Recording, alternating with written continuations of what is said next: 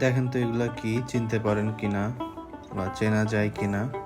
ঠিকই ধরছেন, এগুলা কচুরলতি। বেশ কিছুদিন ধরে মনটা কেমন কচুরলতি কচুরলতি করতেছিল, তো আজকে সকালে বাজারে গিয়ে একদম ফ্রেশ টাটকা কচুরলতি নিয়ে আসছি। এরপর ভালো মতো পরিষ্কার করে ধুয়ে নিছি, সাথে আদা রসুন বাটা, পেঁয়াজ কুচি, রসুন কুচি, কাঁচামরিচ ফালি, চিংড়ি মাছ আর রেগুলার রান্নার মশলা। চলেন কচুরলতি দিয়ে চিংড়ি মাছ দিয়ে রান্না করি। এর জন্য শুরুতেই কড়াইতে তেল দিয়ে দেব, এরপর তাতে পেঁয়াজ কুচি আর রসুন কুচি, কাঁচামরিচ ফালি দিয়ে নেড়ে চেড়ে কিছুক্ষণ ভেজে নেব।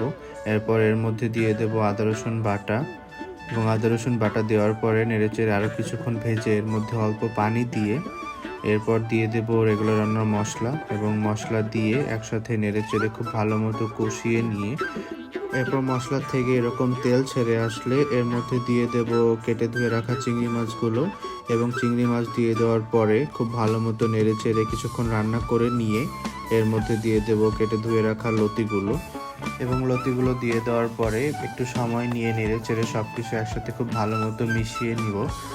এবং মিশিয়ে নিতে নিতে মাছের সাথে লতিও বেশ কষানো হয়ে গেলে এর মধ্যে দিয়ে দেব অল্প পরিমাণে পানি, এবং এরপর ঢাকা দিয়ে দেব। আর পানি অল্প দিতে বললাম কারণ লতির থেকেও একটা পানি ছাড়বে। এরপর ভালো মতো ফুটতে শুরু করলে এর মধ্যে পরিমাণ মতো লবণ আর জিরার গুঁড়া দিয়ে সব কিছু একসাথে ভালোভাবে মিশিয়ে আবারও ঢাকা দিয়ে আরও কিছুক্ষণ রান্না করে নিলেই ব্যাস, একদম আমাদের কচুরলতি দিয়ে চিংড়ি মাছ একদম রেডি। এই তো, কচুরলতি কার কার পছন্দ অবশ্যই জানাবেন, আর ভালো থাকবেন সবাই। টাটা।